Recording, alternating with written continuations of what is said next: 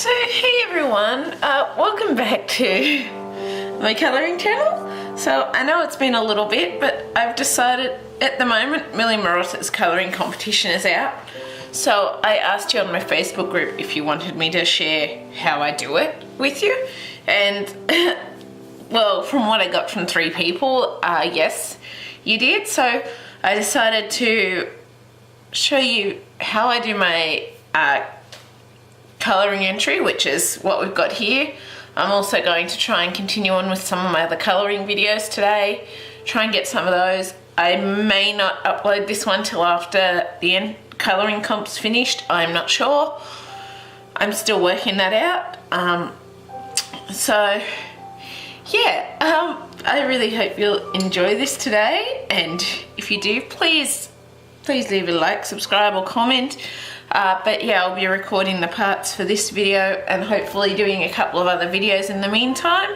I'm also very excited because with my review books now, as you'll notice, I'm starting to review books from publishers on my channel and I'm loving it.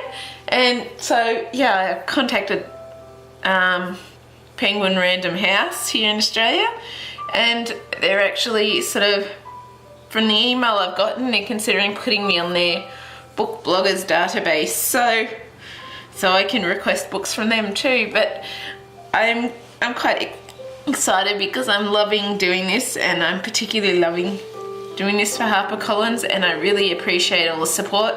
This book is one of my review books that I got from HarperCollins that I haven't done anything in just yet, but it's Curious Creatures by Millie Marotta. So I'm quite excited to be doing this. So yeah, so I'm just going to get us zoomed in and situated on the right section, because as you'll notice, I've left sort of a blank spot. I'm hoping it's not too much, but it may just mean extra time to show you all how to do this part, but it'll be good anyway. So just get this all ready to go.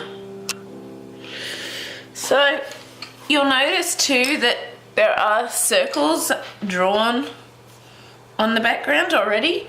This is hand drawn again. This time I've actually used Fabercastell 2B pencil. I got these, I don't know where I got these, but it worked pretty darn well. And I'm using Polychromos pencils. So yeah, we're just basically using, not that colour. That colour was for the, I used for the moth's antenna kind of thing, which needs a little bit of darkening up because I had too many other pencil colours going over that spot. So I just decided to fill the moth's antenna or feelers in with black. I guess I could have gone brighter colours, but I just decided the black will completely cover the other colours, and as you can tell, you can still see it, so yeah, it works.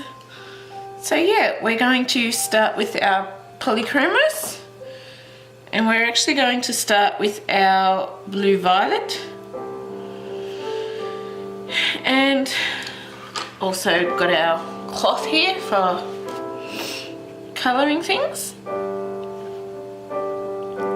And so pretty much what we want to do with the blue violet is bring it around these circles that we've already drawn in. I've basically done it by hand and I've overlapped some. I haven't done it everywhere because, well, I don't want it everywhere, but thing is, it's a little thick now. I don't like sharpening them before I need to, as you all know, but kind of need to sharpen it a bit to get these circles to work properly how I want them to. So we're pretty much just tracing back over those circles with our blue violet. We are. And I guess I've kind of realised when you need a point, you need a point. You can't really substitute for for the fact of the matter that if you need a point when you're colouring something, you need it.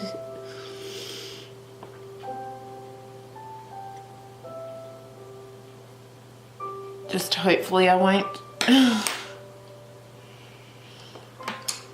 run out of the pencils anytime soon. Yeah, but the point is better. It does last a lot longer with the Polychromos from what I've noticed. But at the same time, when the point does go, it is a lot like the Prismacolor, and you can't easily get circle lines traced without them being fat or anything like that. So it kind of is the same matter of, do you sharpen it, do you waste a pencil lead on that, or do you not sharpen it and just go with not being able to get quite the effects you want. But I'm realizing I'm probably better off getting the effects that I want and sharpening it. And yeah, I just replace them as I need to when the time comes, I guess. But hopefully that won't happen yet. But I kind of realized if you need to have a point, you need to have a point.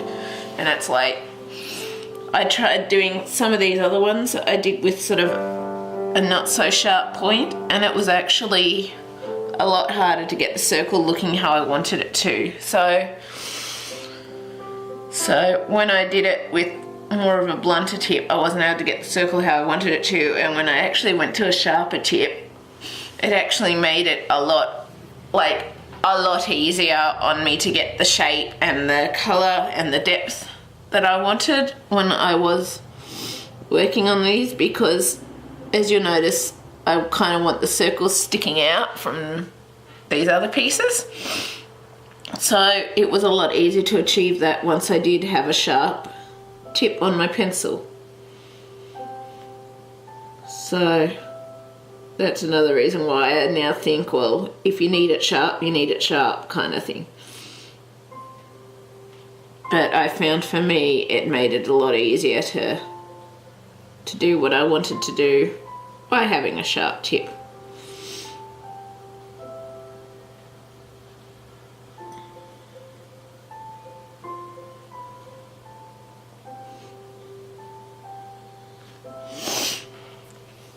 It did.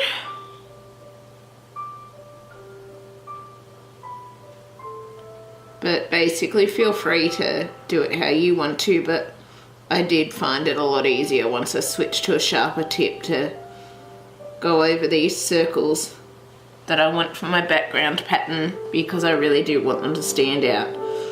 And I wasn't able to get that effect so much when the pencil wasn't sharpened and it wasn't a sharp tip.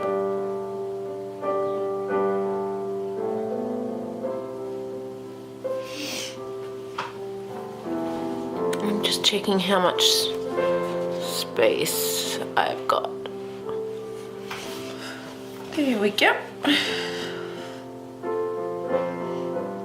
No, I keep having to stand up at times to look at the back of the camera to see just how much is in the frame or how much isn't, and if I need to move it up. So if I pause for a minute, it could be because I'm looking at, do I need to adjust the frame or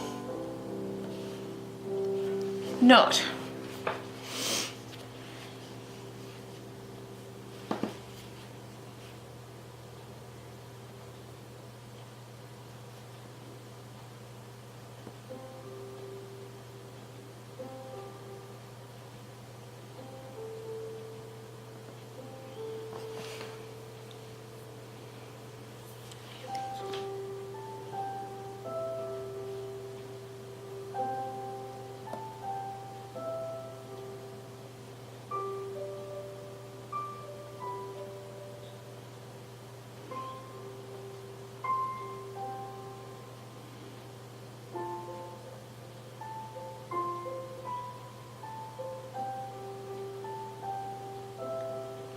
Pretty much we're just tracing the circles for now. I'll show you what we do next in a bit once we've got these ones done.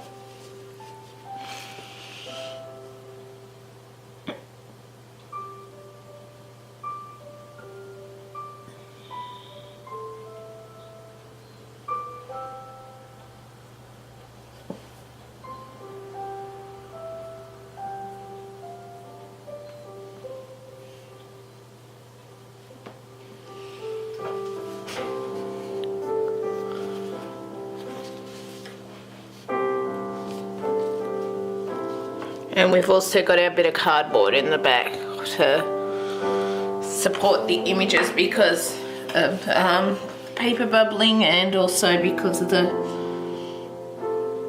fact the support seems to help with creating what I want to create in the image.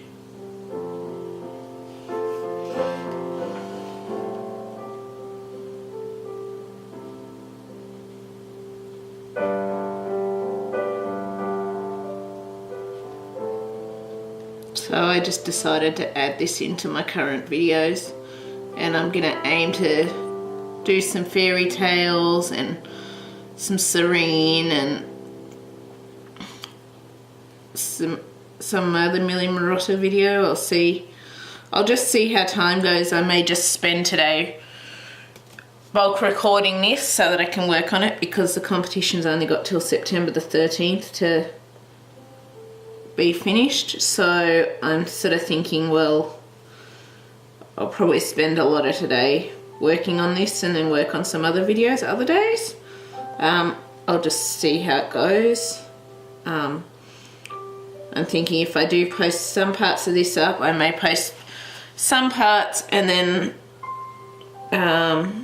some parts I may not post till after I've finished entering the competition, because I kind of don't want to, well, I guess I'm just thinking, like, I doubt people would necessarily copy it to enter the competition as well, but at the same time I don't want to risk that. Like, it's no offense to any of you guys or anything, but it's just, I would rather play it safe than sorry.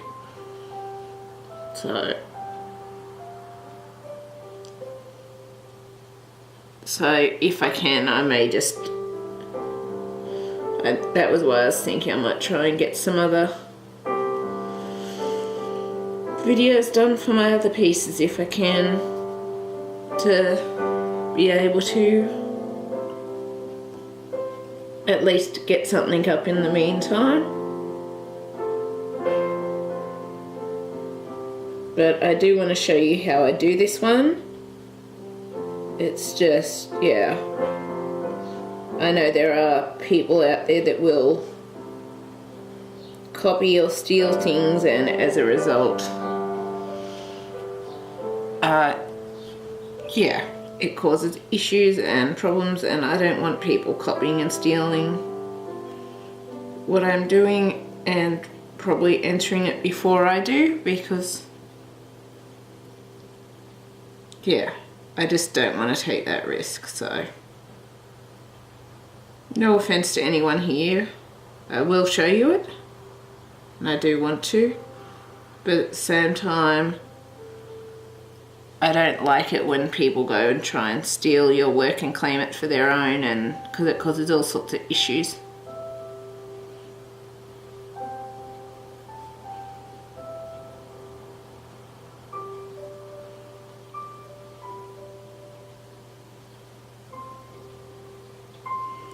So now what we want to do before we come in and do our shadows, our shading around those bubbles and that, we also want to, any areas, the light source, I don't know if you saw, it's kind of lighter around the edges and coming down, but at the same time I'm sort of bringing the light source down from this top corner down. So we want to, anywhere where there's not bubbles, we want to start bringing in our bits of shadows for the, like the underneath of the moth and areas like that. So anywhere where there's not shadows, where it would be underneath where the light source is hitting. Oops, that's the wrong spot. I'm going to try and erase that, but it's not going to be very successful. Ah, okay, it was this time. Prove me wrong. Usually I'm not very successful at getting things erased when I do things like that, so I normally try not to bother, but fortunately that time it worked, so yay!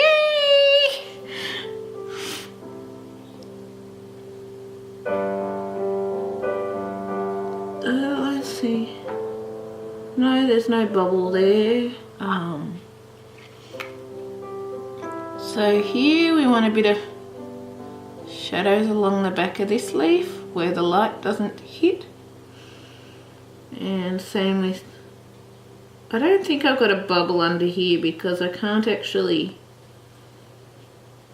see it, so I'm just going to count that as being no bubble there. And we want to go down the back of this leaf, I guess you could say. And some areas will only be going half down the leaf, like this area, because we want to sort of create that shadow. Here would probably be a shadow because it's sort of behind where the light would be.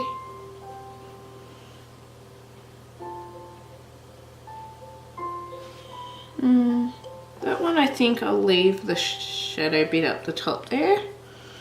Bring it down here.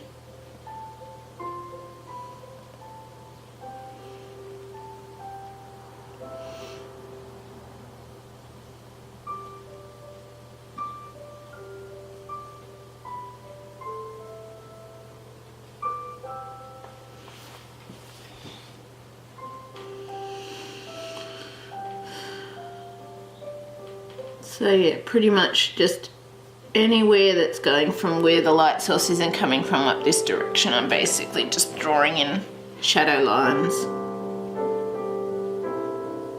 Pretty much am.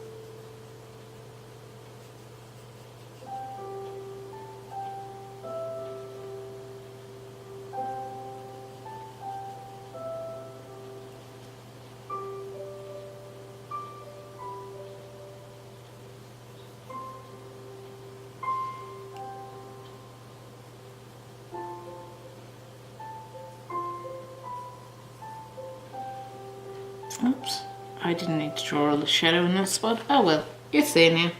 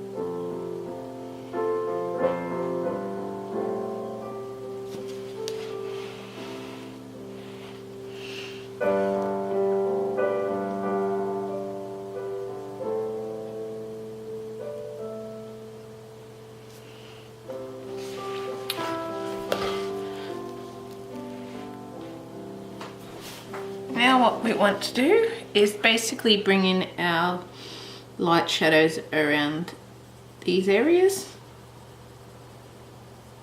So we just want to bring them lightly around.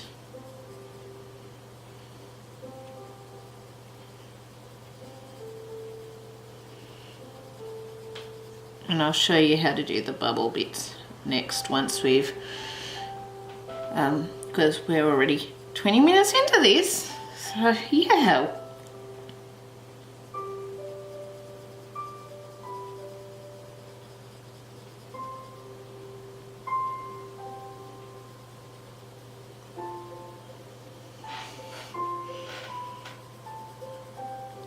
So we're pretty much just bringing our lighter areas around all those bubbles.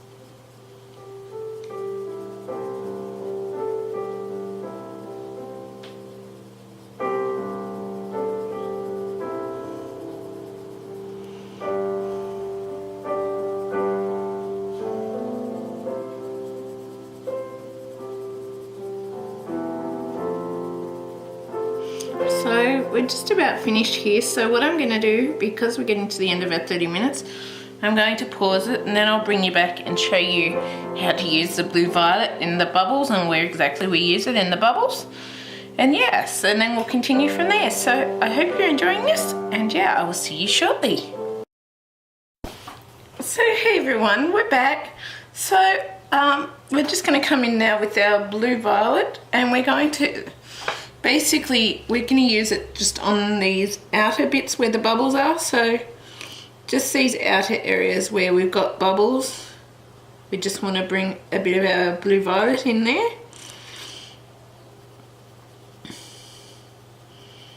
And just bring it in these sections. We're not so much bringing it into the center sections or wherever. We're just bringing it in around these outer edges where it's actually touching the purple on the outside or the blue violet on the outside. We are.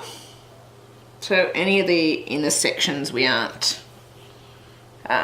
putting blue violet in those areas.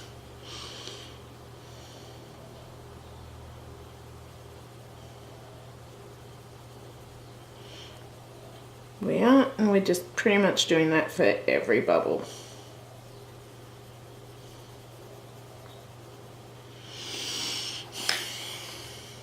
Well, every bubble it's touching the outer areas.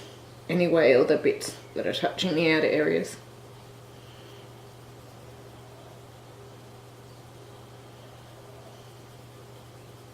Any inner bubble bits we aren't worrying about putting the purple in.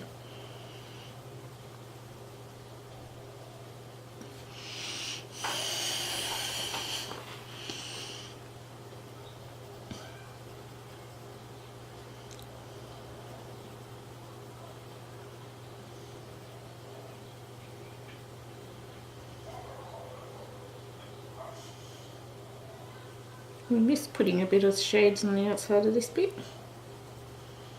Gotcha.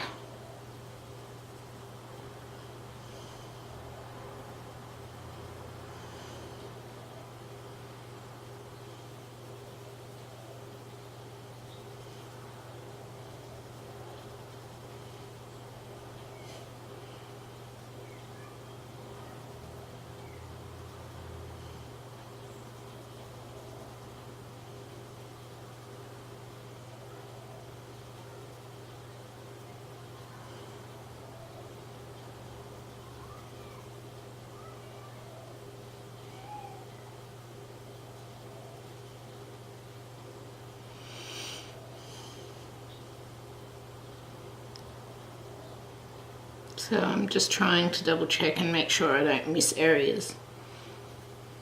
And there are areas I've missed with the shading before too, when I was trying to hurry with the camera time running out. So I'm just fixing those up now too.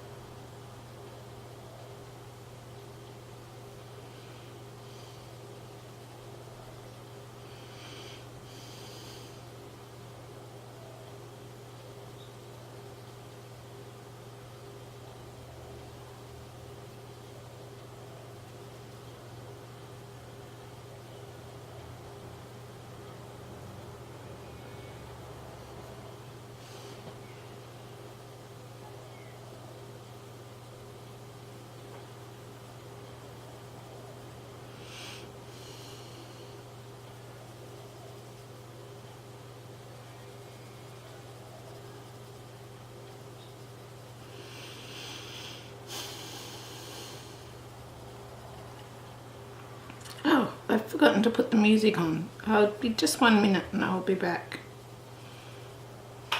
Be back 1 minute.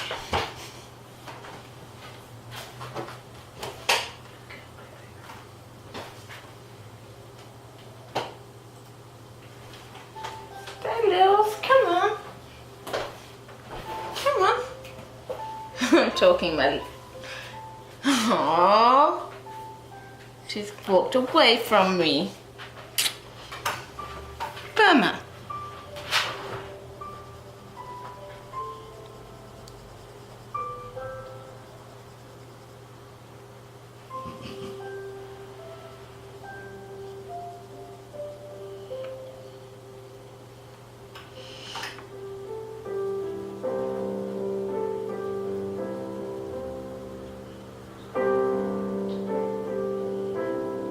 So I'll just be 1 minute and I'll be back.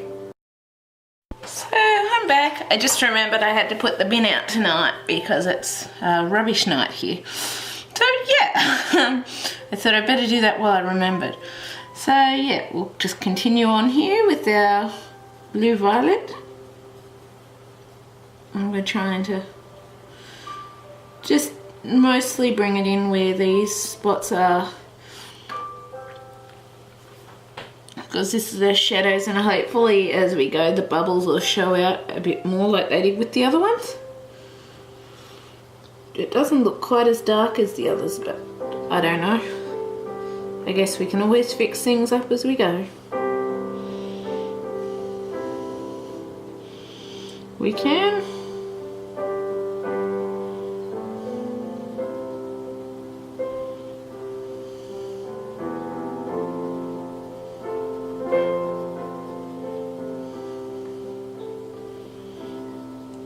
Yeah, we're just basically just shading the very edges that are surrounded by the purple, nothing else.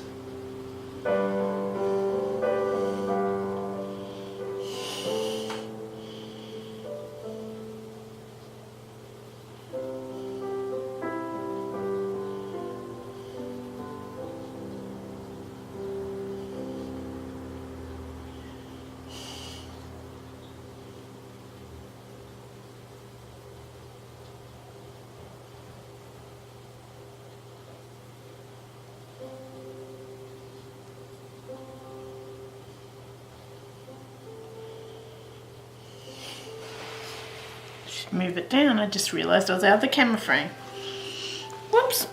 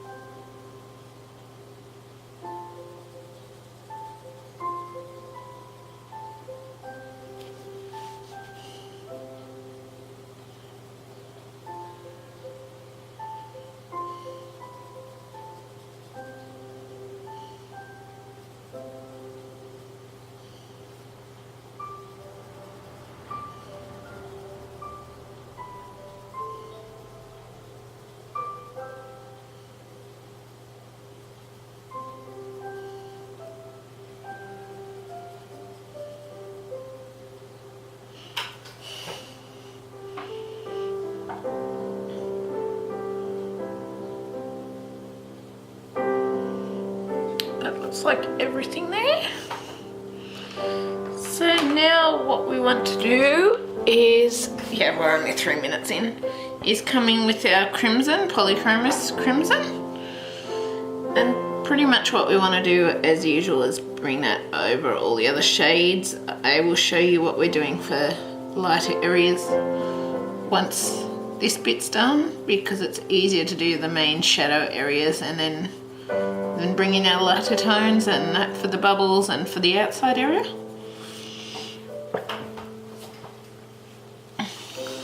It is.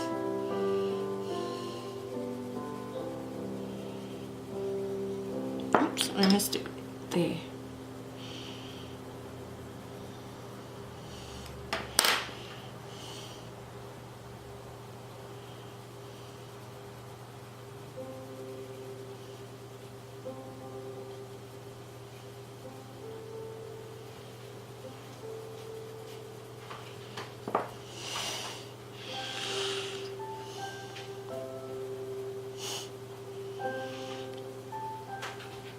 Must be school traffic time. Lily keeps trying to go into her bed and I've closed it off now.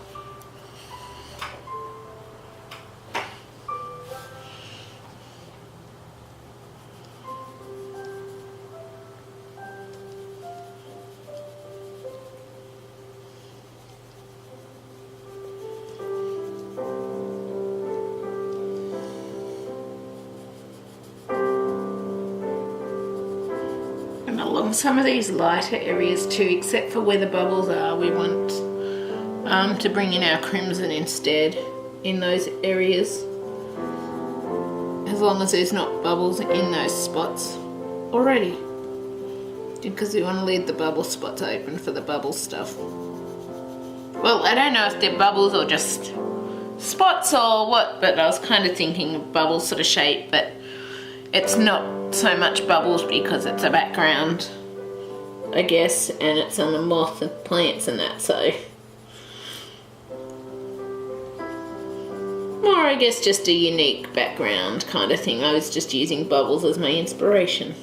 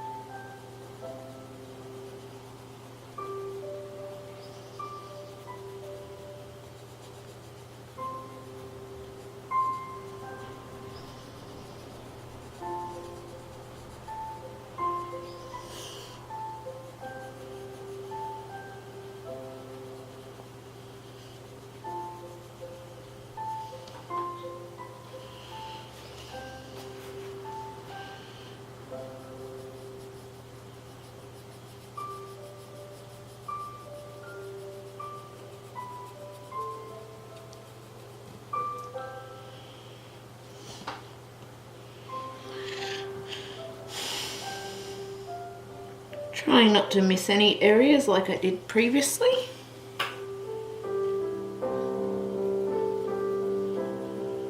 Pretty much we're going around all these areas that have been done with the purple, trying to leave a bit of the crimson showing above them.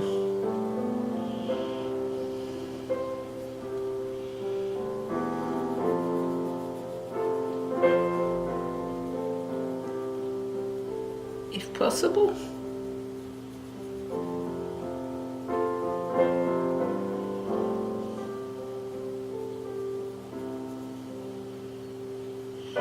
Whoops, that went pardon the bubbles, so I'll just do that and I'll tell you how to properly do the bubbles shortly.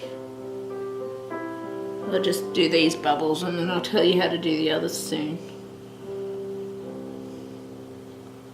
Just because now I've gone inside one, I don't want to mess it up next time.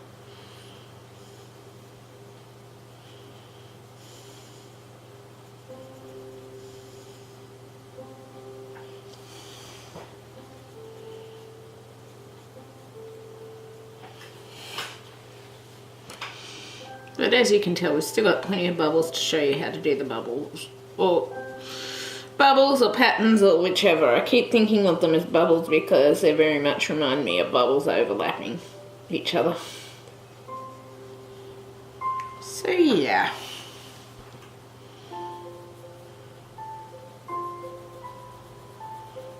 And there's some areas where you'll want a bit of the, just to bring the crimson down on that side, instead of, well, sort of go with the other, but I could have brought it down over this little side section here, but I decided not to because we've got pink to come in yet, so pink, and then we've got a white to use on top of everything to blend it all in.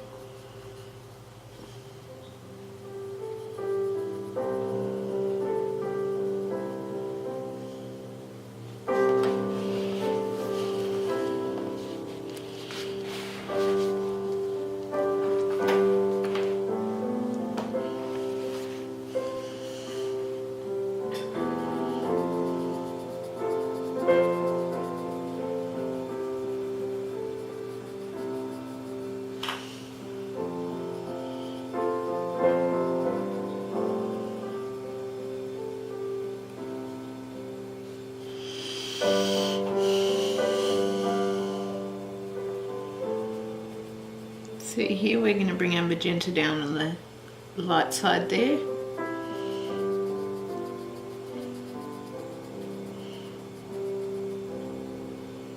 because we've got space and it kind of works with that spot.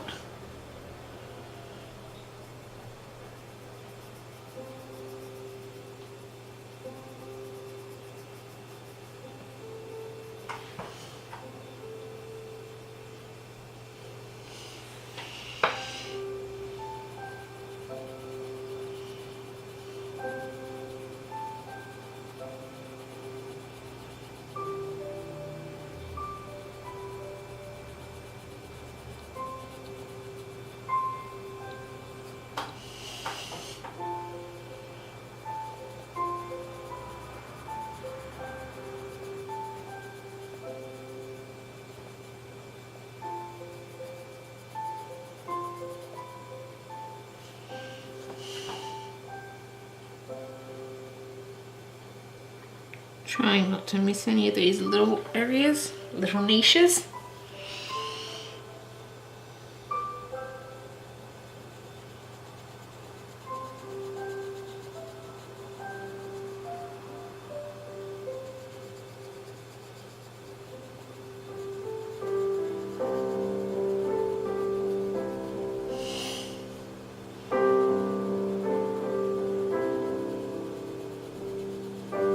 And the good thing about doing this on top of the blue violet is it's actually darkening up that blue violet as well, which is what we want.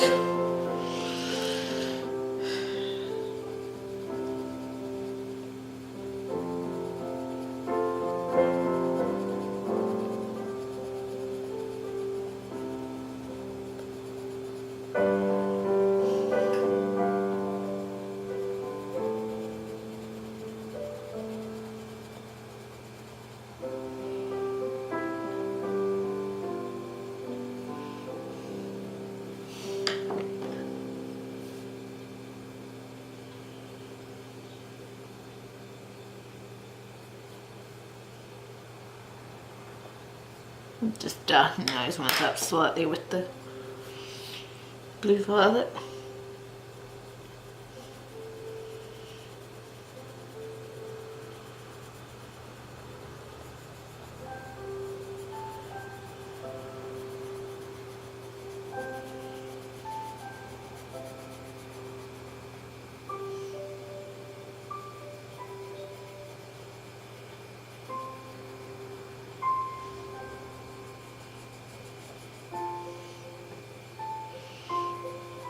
We're just bringing the magenta down that leaf again as well. Or the crimson, I mean, sorry. I keep thinking this is magenta because it's very similar to the Derwent Studio magenta colour. But it is very, very similar.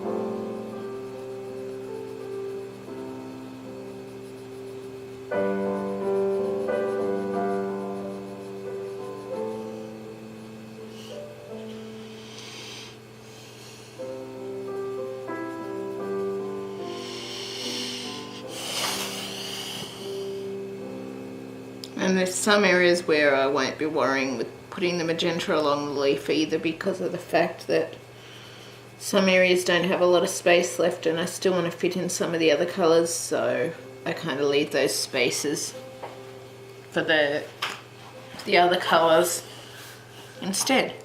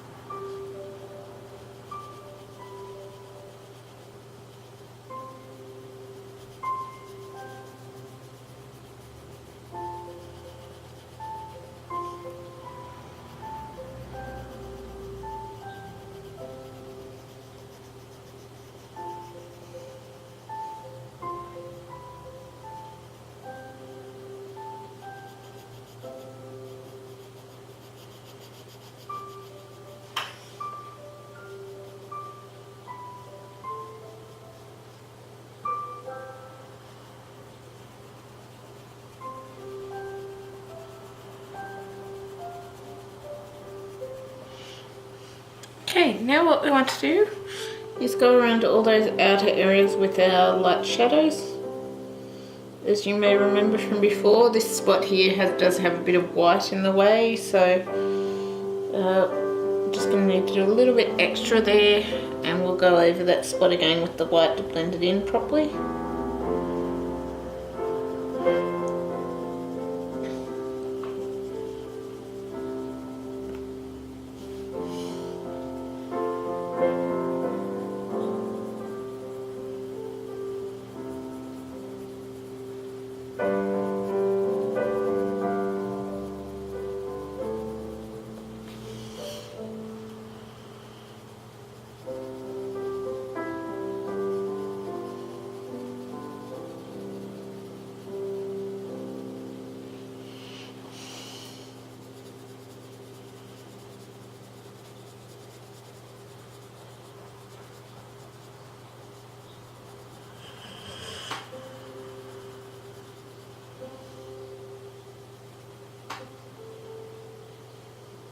There's a spot I missed.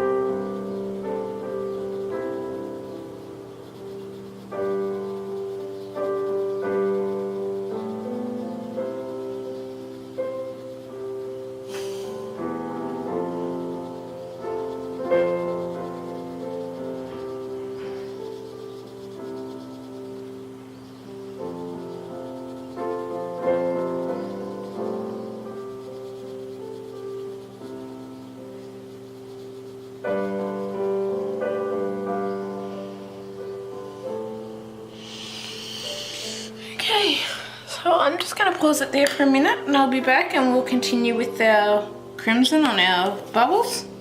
But yeah, it's coming along. I'm really happy with it. So I will see you shortly. So hey everyone, we're back. So unfortunately things came up the other day and I wasn't able to get back to it, but I'm hoping to spend a lot of time today working on this. I'm sort of thinking some greeny colours for the leaves and pink, orange and yellow for the butterfly. That's what I'm thinking. I'll work it out as I go, as well as some black. But currently we're going to continue finishing our background, as that's what this part is about. So we want to still continue with our Fabercastell Polychromos crimson. And what we want to do now, we're sort of working on the bubbles with the crimson colour. So we pretty much want to just bring that in over where we've shadowed areas, but we also want to bring it in and trace over the overlapping bubbles area with that crimson as well to, I guess bring it more together and create that depth and shadow. And then we want to still add in our little sort of lighter areas around those spots to allow for nice blending on tones. And we're pretty much going to continue that for all of these. And I should move the cardboard down slightly. And so yeah, we're just all these inner overlay areas that I told you to leave, we are tracing over those with the crimson. And then we're also, as I said, just adding the crimson over the areas where we shaded in from the outside too. And I've missed a spot there by the looks of it. And then we want to add in a bit of our lighter tone to allow for the blending around those areas. So these little sections aren't going to, I guess, really have light sources hugely in them, but I kind of wanted it that way anyway, so yeah.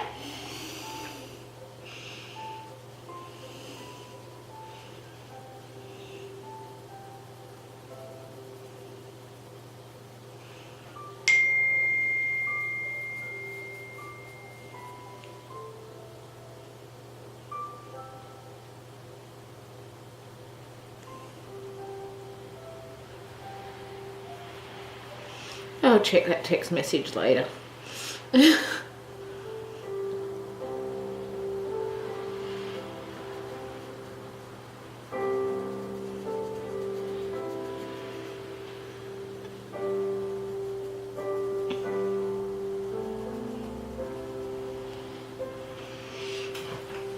I'm loving this background though. It's so pretty! And in some of my favourite colours too. Woohoo!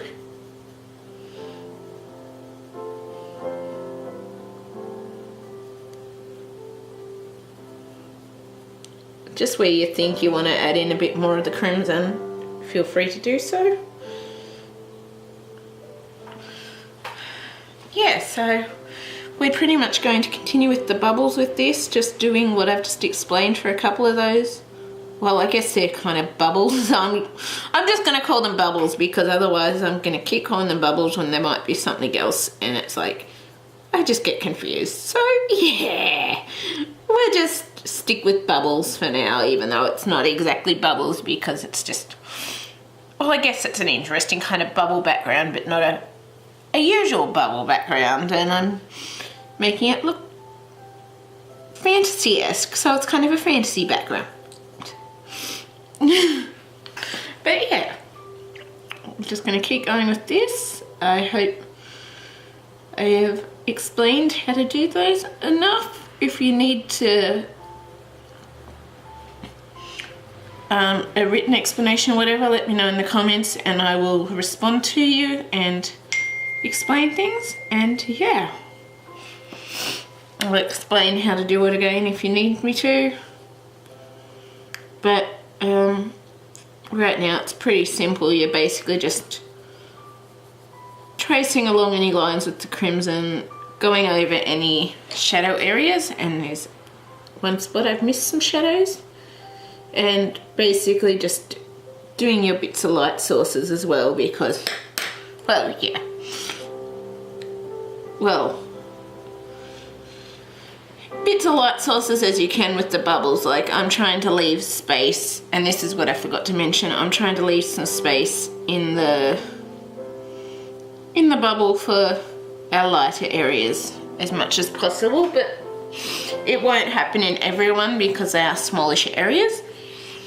But yeah, we do the best we can, and yeah, as I said, we're just basically tracing over any of the inner lines and adding crimson to any of those areas we need, going over the shadow areas with the crimson, and then just doing some little light areas of crimson in those areas to allow for blending the next colour in.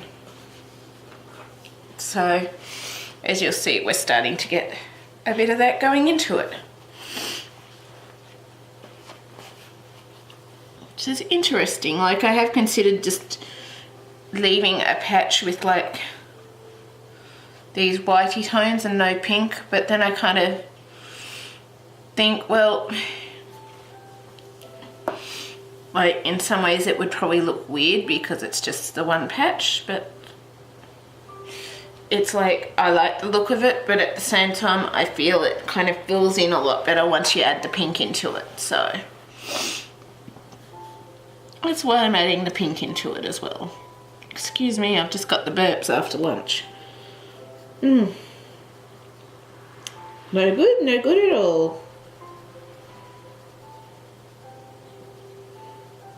But yeah, as you all might have noticed, I'm not sure if I mentioned it, but my grandma passed away a while ago, and doing this competition thing of Millie's, it's like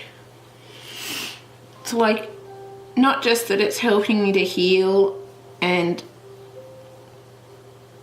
get back to my life kind of thing, but it's the fact that I needed something like this to do to take my attention off things and from thinking about things, and it's like it came at exactly the right time when I needed it in that sort of aspect kind of thing, I guess you could say.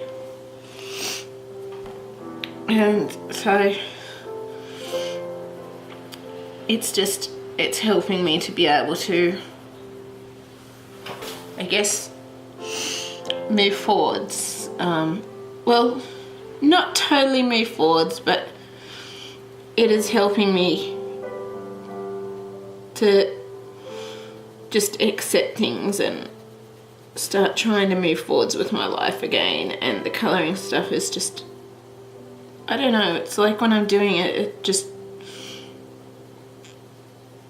yeah, I can't exactly explain it, but it's like it feels like it's just, it's helping me to cope with everything that has happened and everything that is happening. And so it's nice in that way because, yeah, it is helping me to keep going.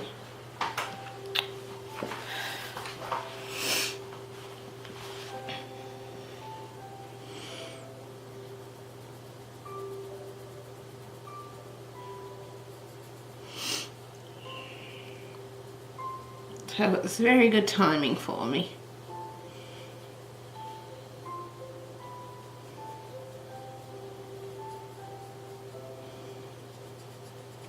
Very good timing.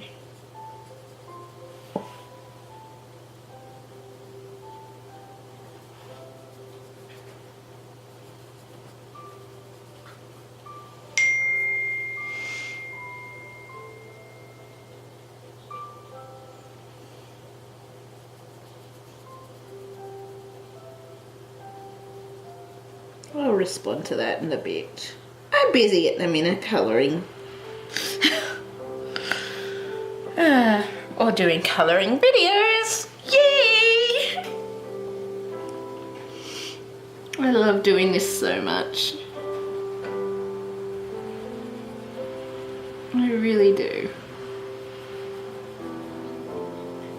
And it's pouring rain here today as well, so yeah, if you hear that in the background, it's just, yeah, we're getting a decent bit of rain for once, but some of you may have heard a lot of Australia is actually in drought at the moment, so like it's not great here, but it's better than New South Wales where the drought is really bad, so we're kind of lucky in that aspect, but it doesn't mean that it might not get worse for the farmers down here, so fingers crossed that it won't, but you never know with these things. You never do. Just checking that bit was in camera, and it is, so woohoo!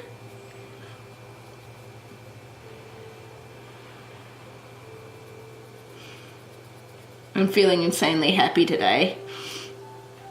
I also got a couple of free audiobooks last night for, is it Deborah Harkness, A Discovery of Witches, and the second book in her series there.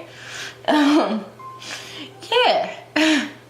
So I started listening to them but haven't gotten very far. They're like 23 hours, 24 hours audiobooks, but it's cool.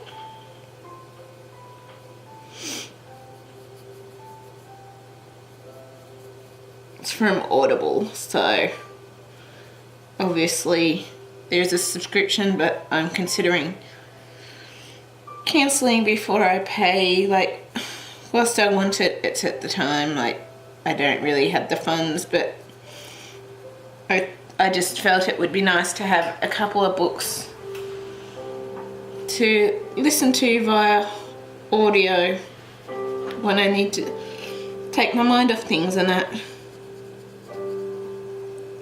with things that are going on and stuff. And so I thought, well, I might as well get the audio books, but the thing is there's 3 in the series, not 2, so I mean eventually I have to buy the other books in the series, I'm not sure, or I may just eventually try and get it on Audible before I disconnect, before the 30 days are up, and then leave it so that I've got all the series. We'll work it out, I'm sure, but it's kind of nice. It's not just because of what's going on with Grandma that I wanted them to listen to take my mind off things, but also like with my Asperger's and that, at times I kind of get stuck on things, and I thought, well, it wouldn't hurt to kind of have a distraction or something like that on me, kind of thing, or a storybook or something that I could listen to, because storybooks do tend to take, well, stories or books do tend to distract me because I love reading them, and it takes me to a different world and a different place, and it's just like, yeah, I love it, love it, love it, love it, love it. So yeah, it's kind of nice to have them anyway. Like, I was even thinking like I just put on one the other day that I'm interested in, that I found, just somebody had put it on YouTube, Do With the Lies of Loch Lamora, and I was looking at it and thinking, well, well, I'm not going to listen to it all, but I want to listen and see if it actually is something that I'm interested in. And it was actually pretty good. I only listened to like 18 minutes just to see what it was like, but it was actually pretty good, and I actually got a couple of laughs out of it. So it was nice. Like, I do still prefer hard copy books, but for a bit of something to listen to or distraction at times, like, it's not necessarily a bad thing having the audio book there, but it's like, I probably would choose to read my hard copies over purchasing audiobooks, because I love my hard copies of books. So yeah, but it's like, well, something like a bit of a distraction whilst I'm in the shower or whatever, when I tend to think about things a lot, and although it wouldn't hurt to have it, even if it takes me a while to get through them, it's still going to be worth having them. And I haven't paid for because of the offer with Audible.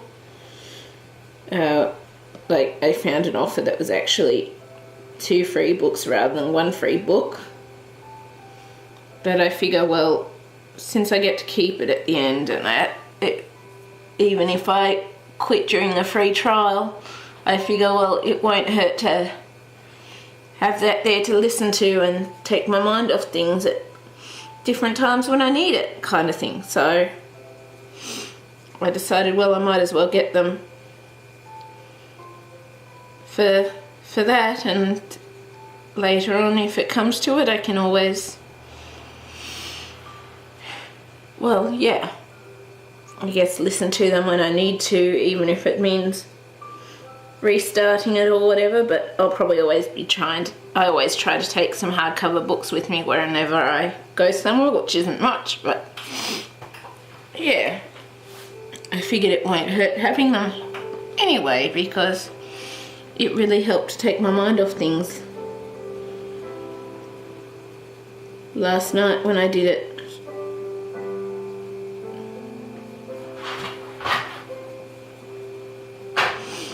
It did. So yeah, and I love having my books But yeah, it doesn't mean I'm going to be buying things or whatever on there regularly or anything because, well, funds, as we all know.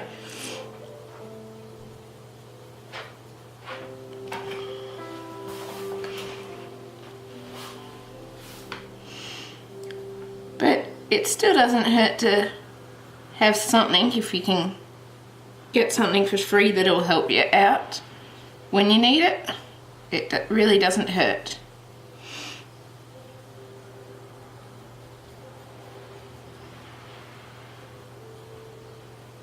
It doesn't.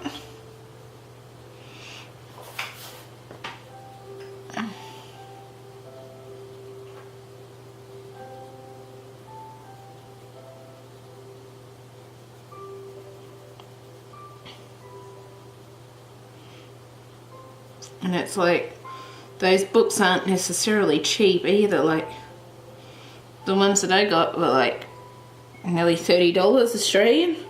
And so it's like, woo! But yeah, I just decided, well, since I'm not paying for them, it won't hurt to have them there if they help me out when I need it.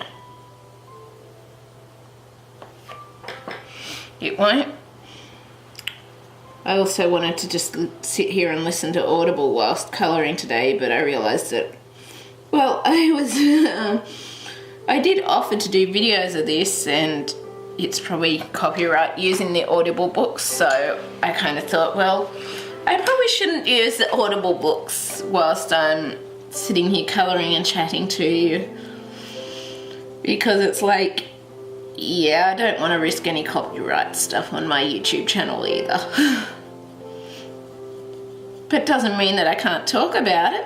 But I don't actually know much about the All Souls. It's called the All Souls trilogy, and it's by Deborah Harkness. I can't remember. I'll just quickly look. First book is called A Discovery of Witches, second is Shadow of Night, and the third, I think it's All Souls or something like that. I can't totally remember, but whoops, I just accidentally hit the play button because I went out of it to check what the names were. But yeah, and I don't actually know too much about it. I read about it ages ago, and it was something I was really, really interested in because as some of you have kind of noticed, I love my fantasy books, but I'm also starting to expand into like some biography books and some contemporary books and those sorts of things. But at the same time, it's like I've always kind of had a soft spot for fantasy books. Like, you don't want to see my bookshelf. It's got that many books that I can't even fit them all on there, that I've just got them sitting in 2 rows and I can't even see everything that's on there. But yeah, it's like, it was something that really sat out to me ages ago from what I heard by reviews, but I can't actually remember what exactly it was about, so I'm sort of going into it a bit blind now. But from what I read so far, it's actually really enjoyable. Like, I'm not very far into it, I'm still on the first chapter, but it's basically to do with like witches, vampires, fantasy creatures and magic, and yeah, pretty much from what I've read, this lady who's a witch, our main character, she doesn't really want to have much to do with magic. She wants to just sort of stick to more normal things. And yeah, that's about all I know of it, but I'm enjoying it, so that's what matters. It is. But yeah, maybe I'll be able to tell you more about it in future videos as I listen to more. It's just a shame I couldn't get 3 free books instead of 2, because if I'd been able to get 3, I could have had the third book as well. But yeah, you get what you get, and you just got to appreciate what you get, I'm realising. And I'm really appreciative that I was able to get some of those.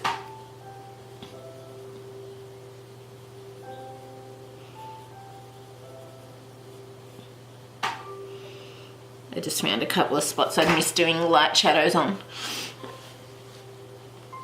that I was fixing up.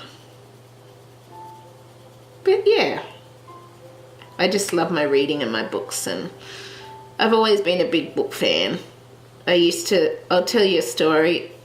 When I was 18 or 19, I used to go to TAFE over in Albury, and pretty much every afternoon after TAFE, I would walk back to the main street to wait for the bus to come. And whilst I was waiting for the bus to come, there was a bookshop, Dimmicks, right next to the bus stop. And every afternoon I would go in there and I would browse the books and look at the books and usually buy books. But pretty much I would have a clue as to what was coming up, what was going, what was popular. I just pretty much knew everything about the books, and there would be this awesome lady that was in there that used to sort of come and talk to me, and yeah, she was like, I always knew what I was after and what I wanted and stuff like that. And the other day I went into Dimmicks again after not having been in for ages because I don't get to Albury much these days, partly due to my ankle, partly due to having to use public transport, those sorts of things.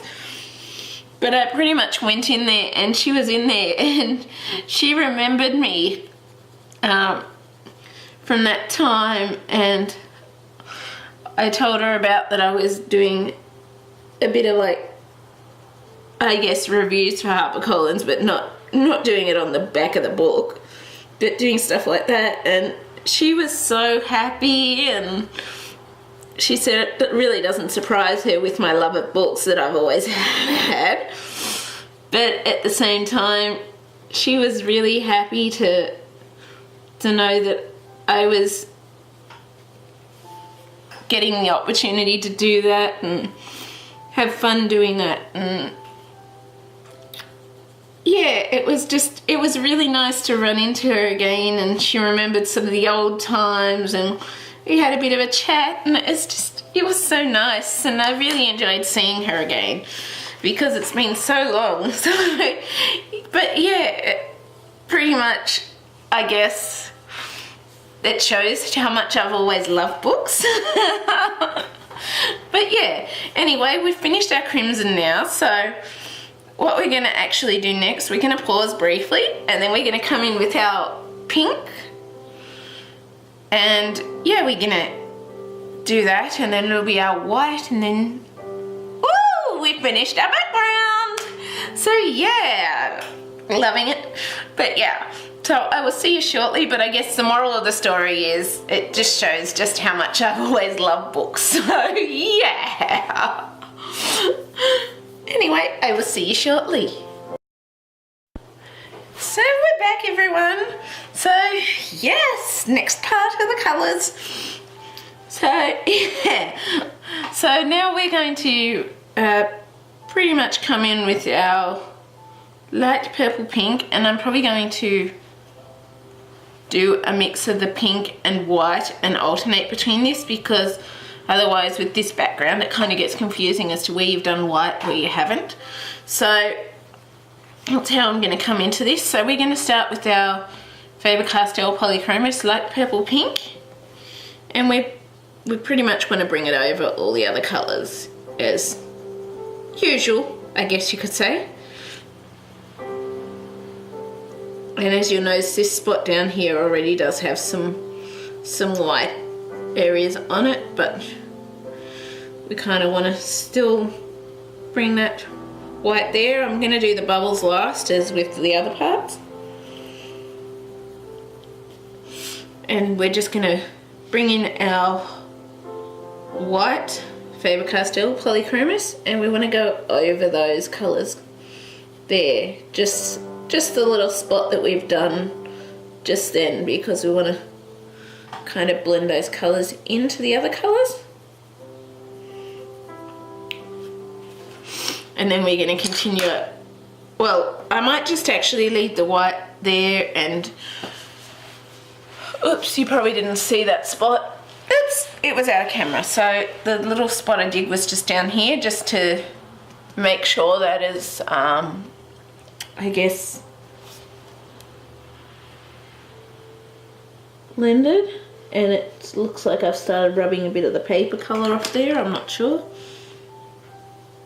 I'm just going to fix it up with our white.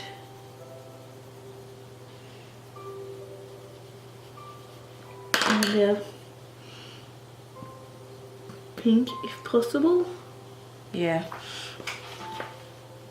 I think I've got a little much pencil layer there. I can see it starting to peel off the paper in some spots, like it's doing in other spots a bit as well.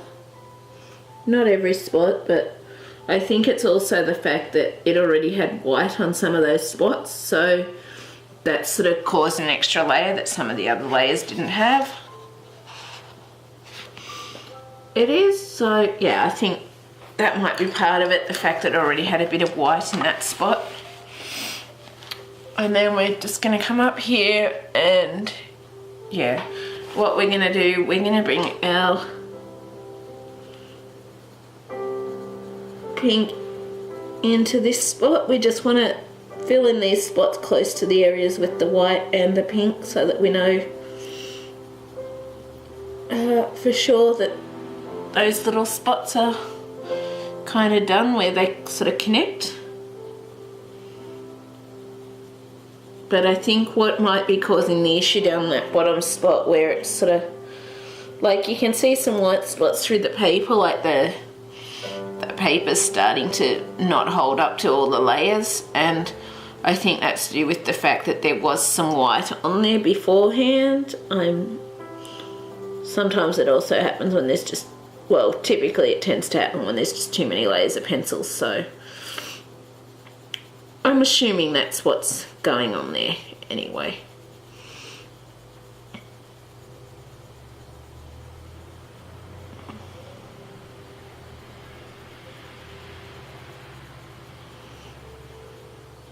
So we're just going to finish this little spot here, and then we're going to bring our white down into that spot. So we want to colour the white all the way from here down, and the white will also help to blend the colours more into each other as well. It will.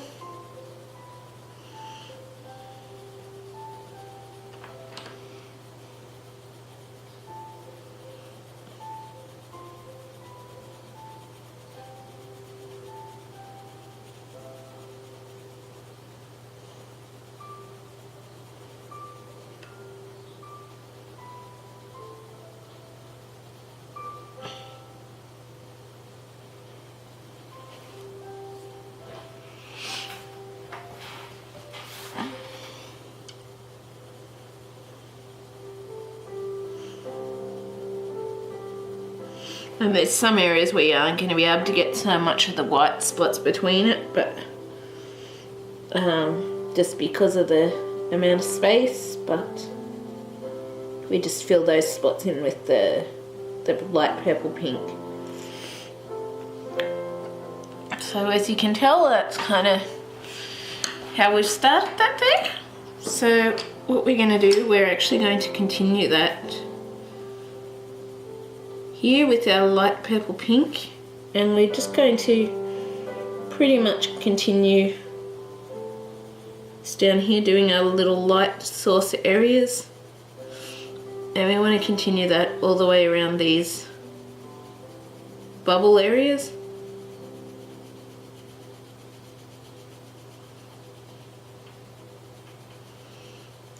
And I'm going to come back in with the white later.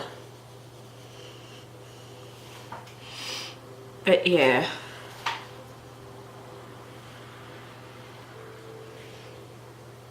I don't know why I keep looking at that spot where, I guess what's done is done. It's not the only spot that's had it happen. At least all the colour hasn't lifted off. There's not much I can really do about it, I guess. When that happens, it happens. But I think it is basically to do with already having the white on there. And having the white on there made it just too many pencil colour layers, because it actually went like that when I added the white on top, intending on blending in the other colours. As soon as I put the white on top, it actually started doing that. So I'm pretty certain it's the extra layer of white that's caused it. I am.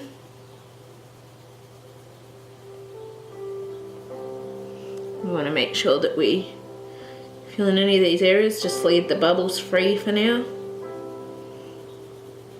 Any areas that are sort of too small for the whitey colour, we just do the pink in those spots.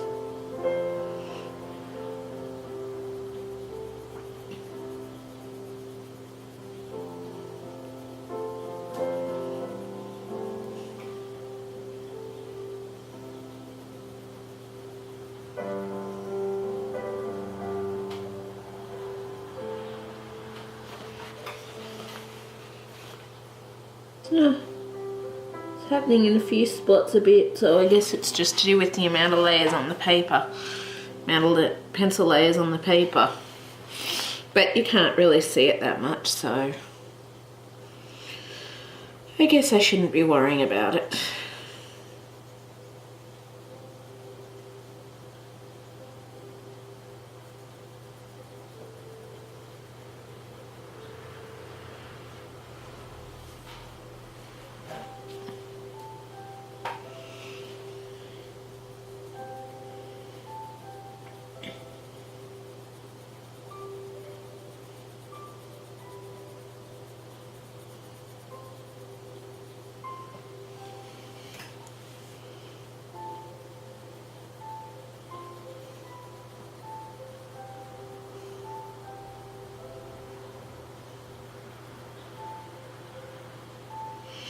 As I said, and I think I said it somewhere else, but I need to just try and go with the flow, and if mistakes happen, mistakes happen. There's not really a huge heap I can do about it, I guess.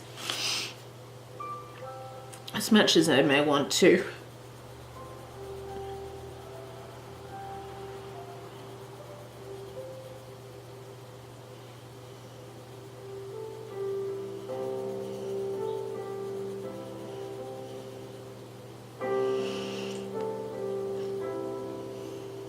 But yeah, it probably all comes down to the amount of layers, because I don't regularly notice people putting this many layers on things with pencil. Typically for backgrounds, people, from what I've noticed, they typically use pastels and stuff like that, which I don't have, so I never use them. But yeah. So, hang on. I was trying to see where we were to position it. So, as you can tell, we've got our pink coming in now, which is awesome.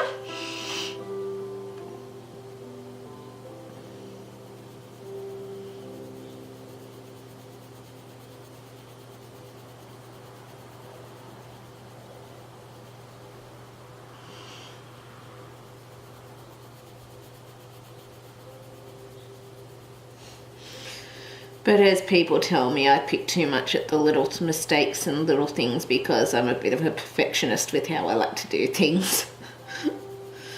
So I need to learn to ease up on myself with things.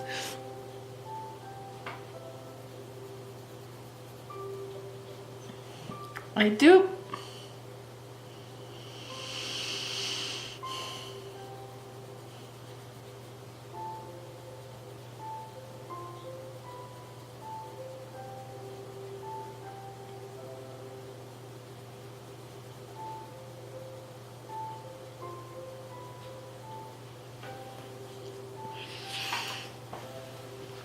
But I'm loving how it's coming out anyway. It's awesome. So as you'll notice, as I said, I'm going to leave the bubbles for now. We'll come back into the bubbles in a bit.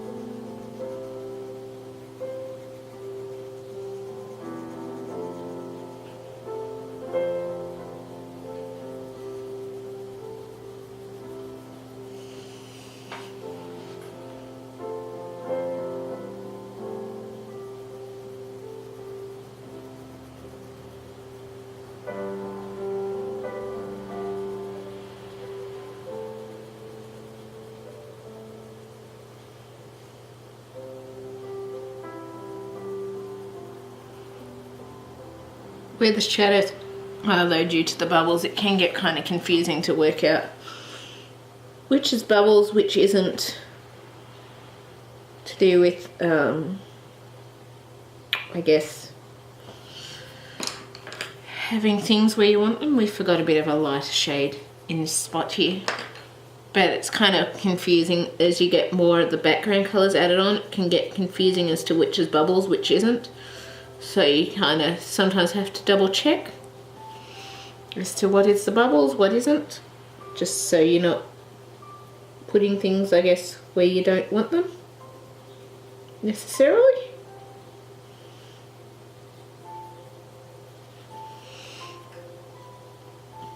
And I'm just trying to fill in all these little areas around the moth and get every area. I can't guarantee that I will, but we can do our best.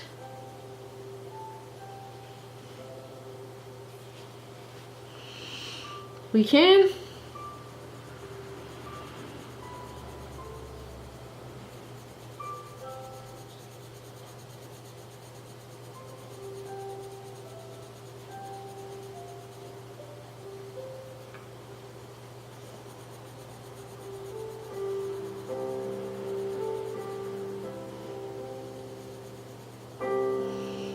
Right, add our light pink into that area, our light shade area for the blending, because otherwise it's going to look a little odd when we get to adding our white, because it'll just be like a white sort of chunk, I guess you could say, or not a white chunk, but like an obvious line feature between where you blend the stuff. Like there is a bit of that, but it's like I still try to blend it in as much as I can anyway, because that's what I like to do.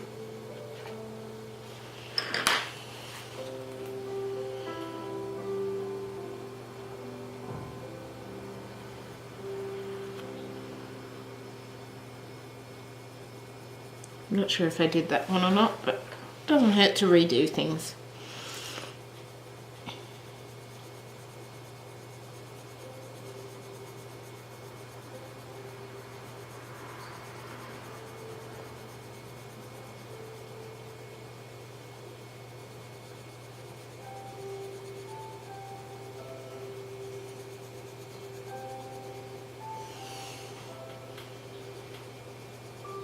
It doesn't hurt.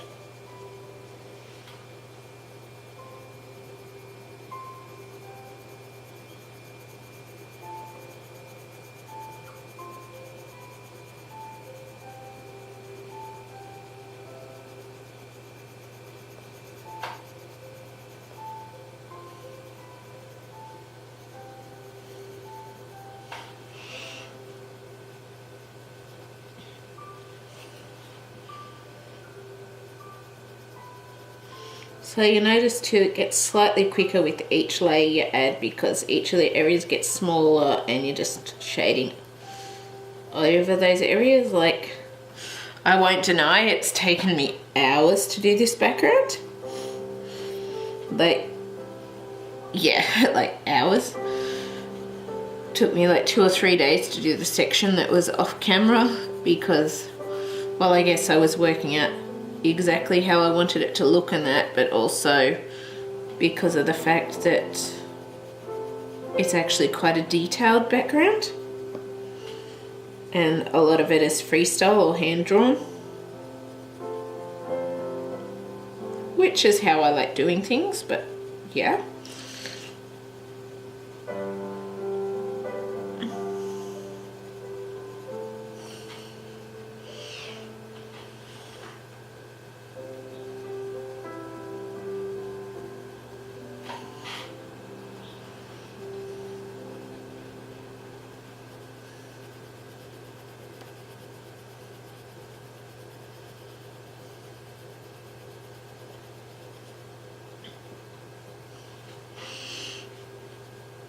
And I'm actually probably going to finish the outside areas first before we continue the bubbles, because I'm going to have to do the white at the same time that we're doing the bubbles, because it's going to get a lot more confusing now that we've nearly finished the background. And I'm thinking if I do the pink in the bubbles now, it's probably going to get a bit confusing to tell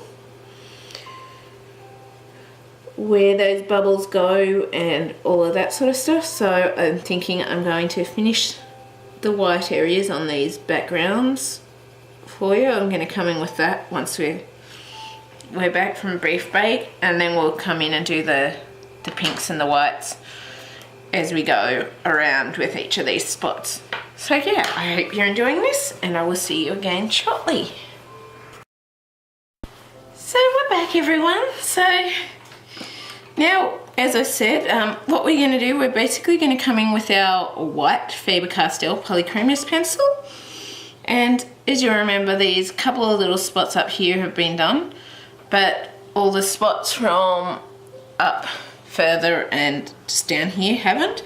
So what we're going to do, pretty certain those ones there have had the white on them because the bubble bit is actually coloured, so I'm kind of going by the bubble colours. And then just what we want to do is just basically bring the white over everything so that we're kind of, I guess, blending the colours in better but fading them out a little too so they're not quite so bright.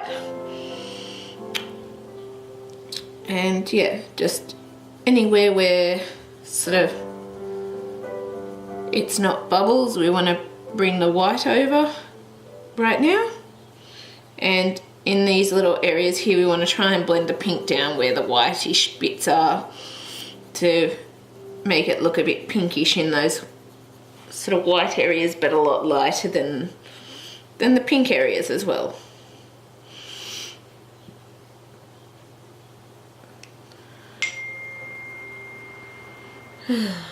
My phone just made me jump. So I'm just doing these inner areas first, so I hopefully don't forget any or miss any. But it's happened before, so if it happens again, it won't be anything new if I miss a spot. Won't be. Nothing new at all. Nope, nope, nope, nope, nope.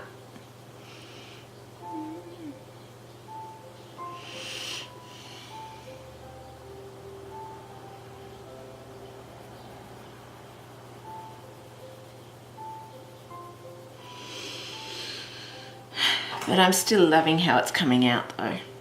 It is really pretty, pretty, pretty, pretty, pretty, pretty.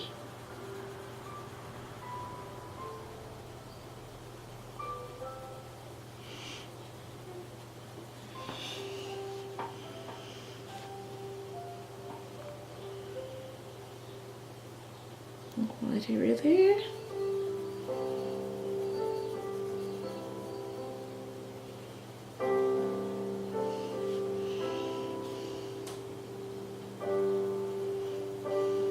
And then I'm going to do the very outer edges last, and then we'll come in and we'll work on our bubbles. And I think I just went over the stem a bit with the white. One thing I've noticed with the white, for some reason, if you accidentally go over that, it seems like, and I'm guessing it's because it's white, but it does sort of change the colour, but it seems to also, if you've got white first, it seems to make it harder to get the colour to lay down how you want it, even if you accidentally put white somewhere you don't necessarily want it. So that is one little thing that I've kind of noticed as I've been doing this. So that's why typically I tend to try and do the white last if I'm doing any white on an image.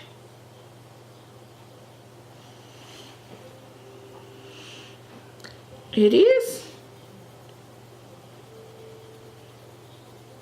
But we want to try and get them looking like blended and watercolor-ish kind of look to it.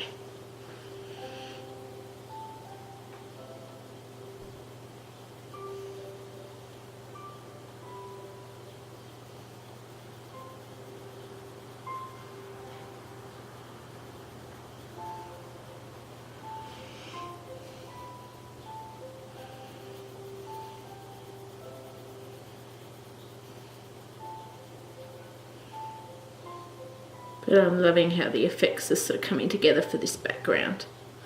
So much fun. And whoops, was I out of camera then? Or yeah, I might have been. Whoops. I did it again. Oops, I did it again. Oh, why did that Britney Spears song come to me then?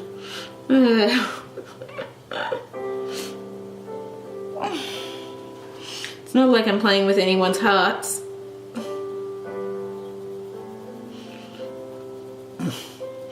Or that I'm making people believe we're more than just friends. Oh, where is all this coming from? Oh my gosh. Okay, me. Settle down. Settle, Petal. You're enjoying yourself too much.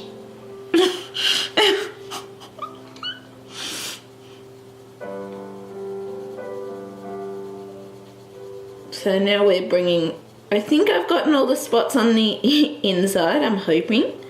So I'm bringing our white onto the outside and filling in our little areas, shall we say? And I'm colouring over every colour as I was doing on the inner areas as well.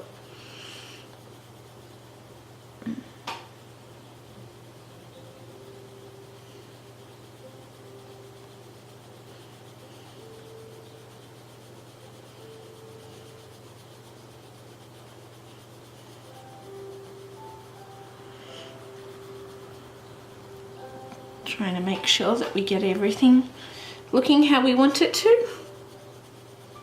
With our little patterns and everything.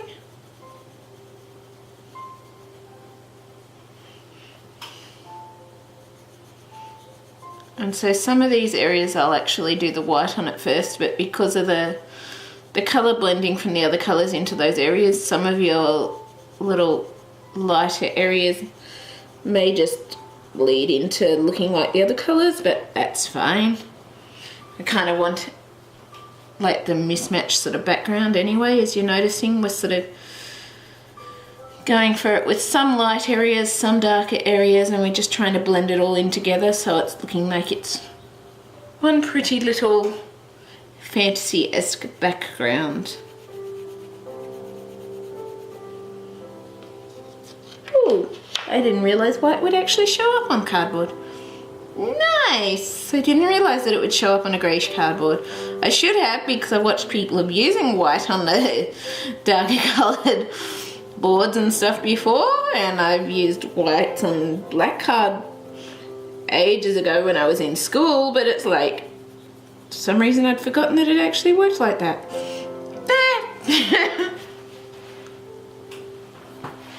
Phew, I'm still in the camera screen. Still in the camera screen.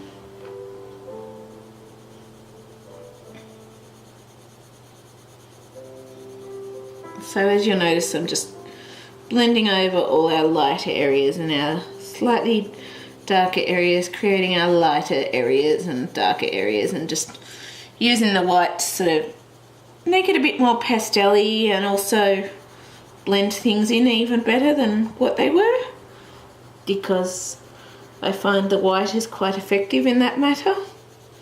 Like, yes, it does make it paler, but I actually don't mind the effect, so that's just me.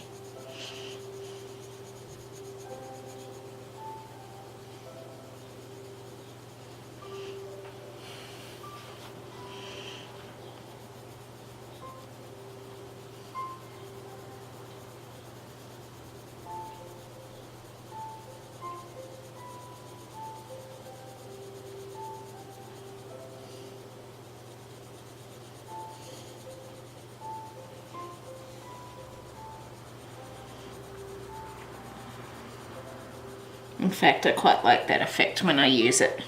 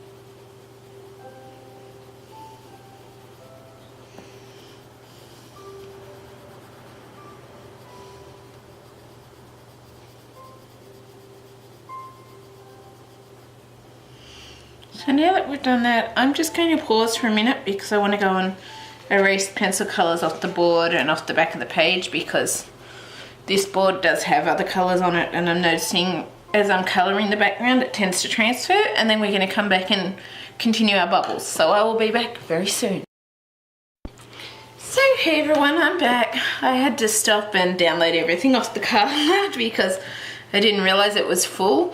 If I'd started again, you would have missed a lot because there was only 3 minutes left.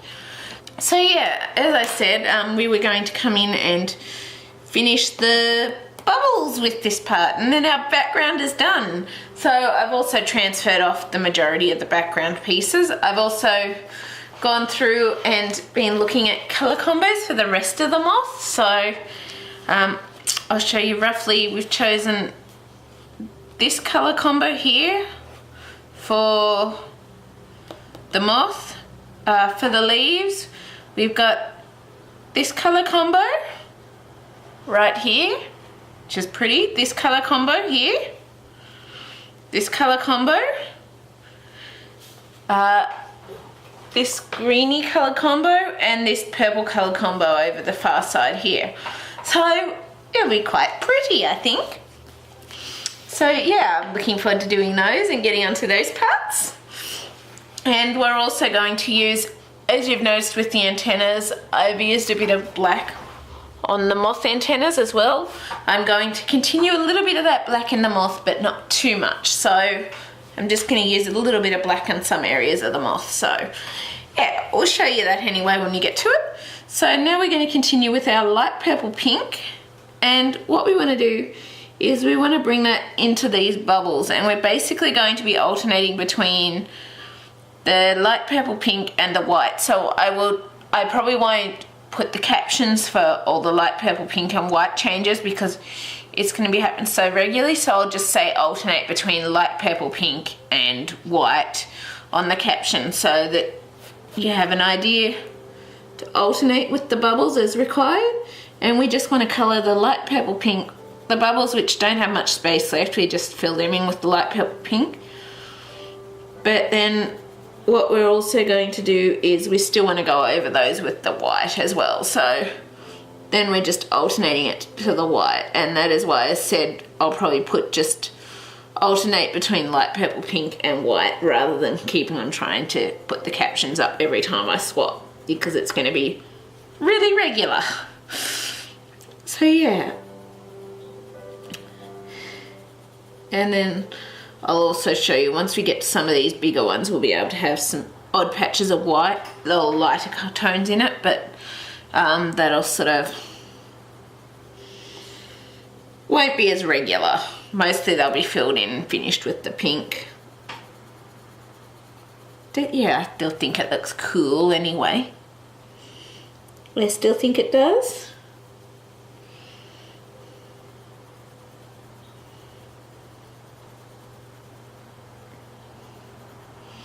So yeah, just keep alternating between your light purple, pink and your white as you fill in these areas where we've shaded and created the bubbles. That's why I said I'll come back to these ones after we've finished the white on the background.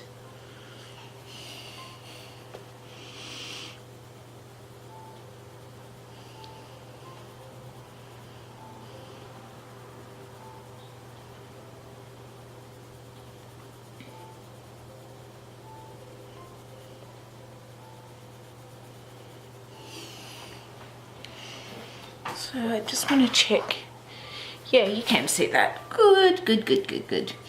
I'm not sure, I accidentally moved it when I had to unscrew it from the tripod. I accidentally moved it, so it maybe zoomed out slightly further. I'm not sure, but it's probably better with doing the background that it is a bit more zoomed out, just because of being able to see the stuff as it happens.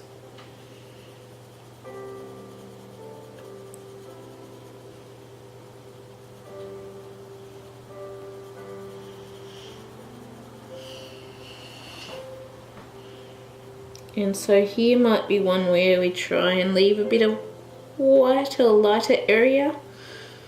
So we're just going to do a little bit of our light sort of pink shade in there.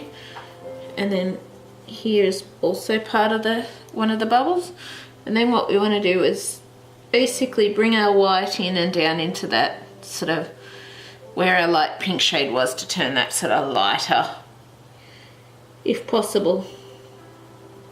But there's not going to be a lot of spots like that with the bubbles. It depends on how big the bubble is and all of that sort of thing. As you'll notice, I didn't go with necessarily large bubbles because I wanted sort of a more delicate sort of pattern. There's some bubbles that are bigger, but a lot of them are smaller.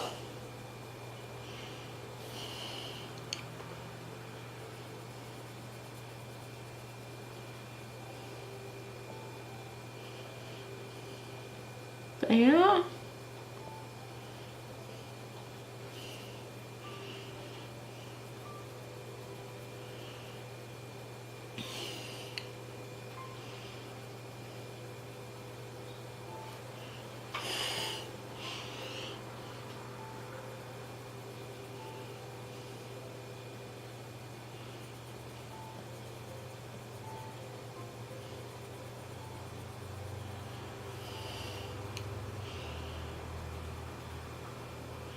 And as I said, I'm just bringing the white in over the top of it, all of them.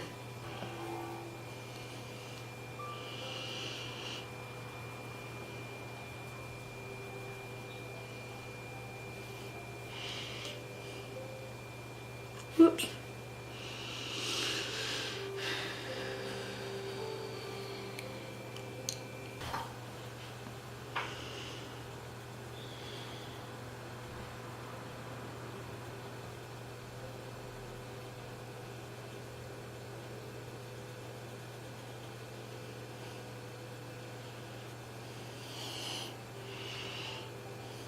So this is another one of those spots that has a bit of a lighter spot on it. Not that it shows much because of the other colours blending into it, but it's still pretty.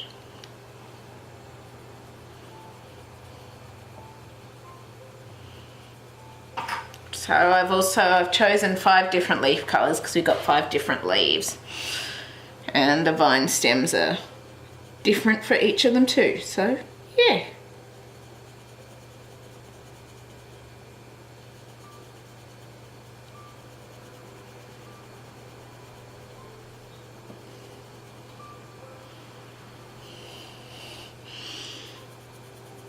So as you'll notice, whenever I try and do the lighter areas too, depending on if I want it more blended in or not, I will start on the lighter area depending on if I want more colour in there or not, or I might sometimes go over that area more.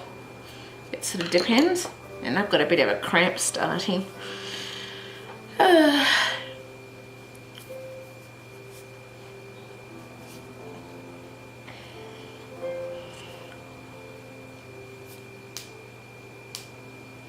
I'm just trying to get a bit of a cramp out. Some of my lower fingers are starting to get a cramp, I think, from the way I've been holding the pencil, so yeah.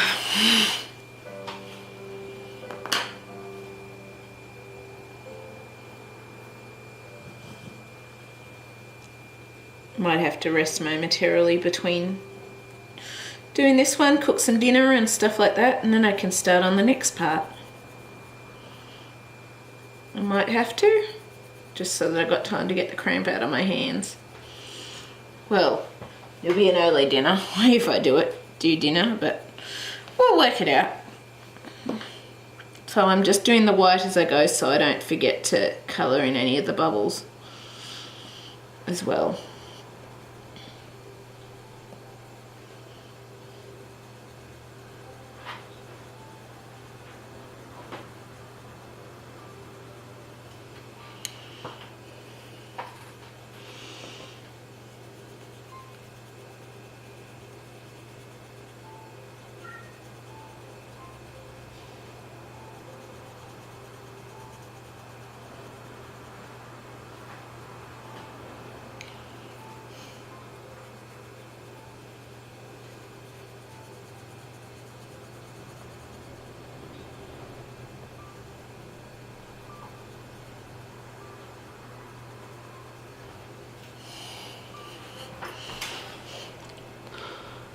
So yeah, I'm gonna have to move it up once we do that. There we go.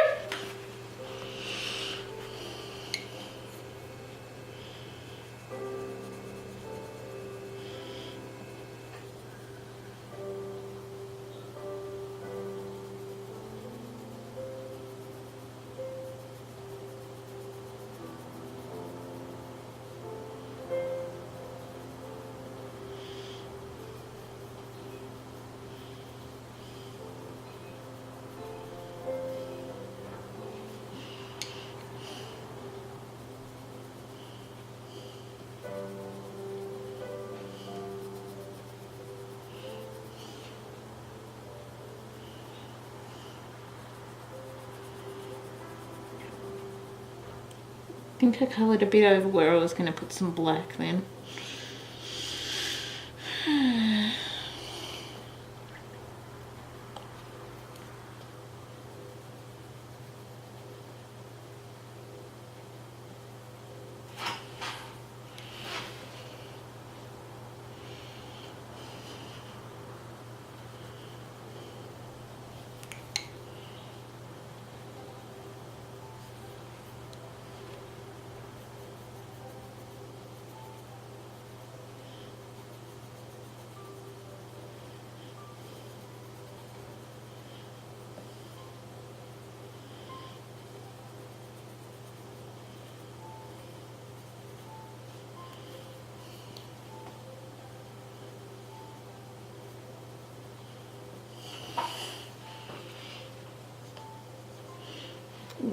I guess we'll just have to work around it if we get white on these little stems, because they're actually very hard to erase, because I had to try and erase some of another one and yeah, didn't work out as well because they are so hard to erase.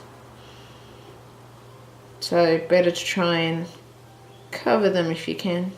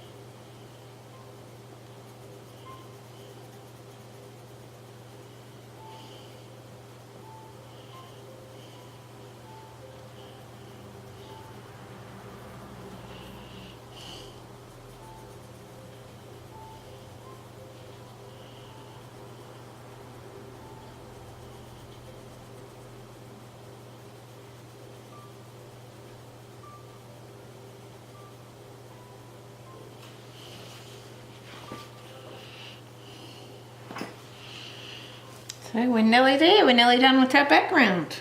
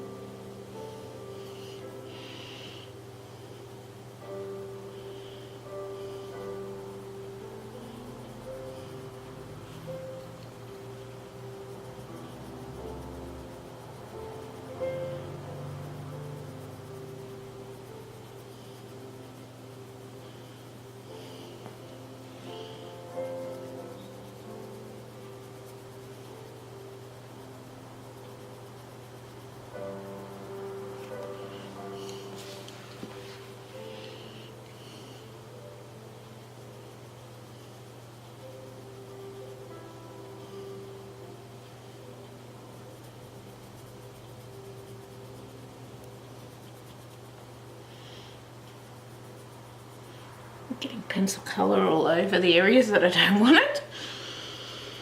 But yeah, you do what you can do. It's not that bad, fortunately, but it's just thin areas are hard not to cover when they're so, I guess, thin.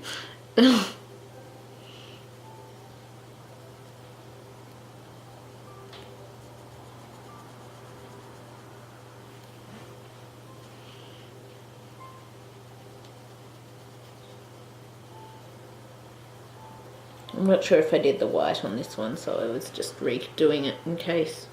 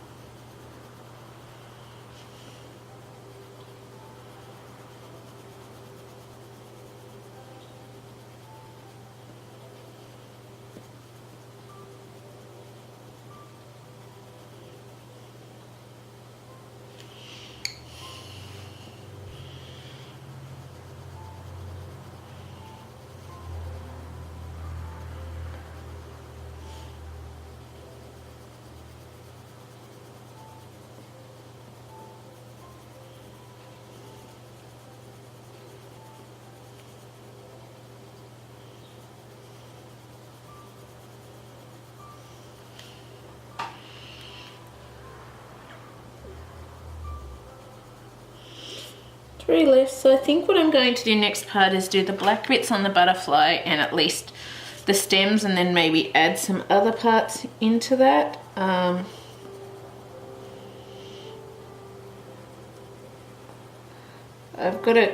kind of trying to work it out because I want to cover up those areas where we've gone over as much as possible, which is why I've done the stem bits sort of more darker green / blue.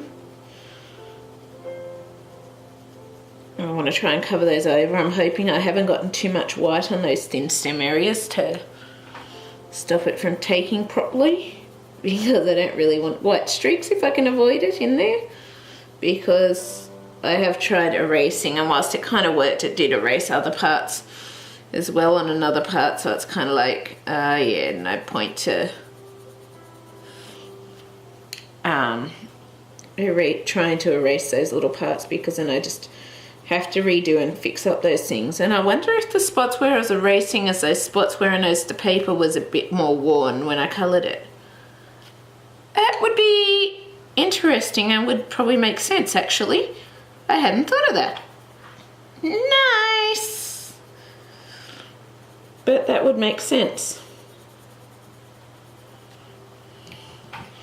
because that's where I was erasing, like when I was drawing the pencil lines and stuff, I was erasing some stuff and things like that. So that would make sense, because when you're erasing, you're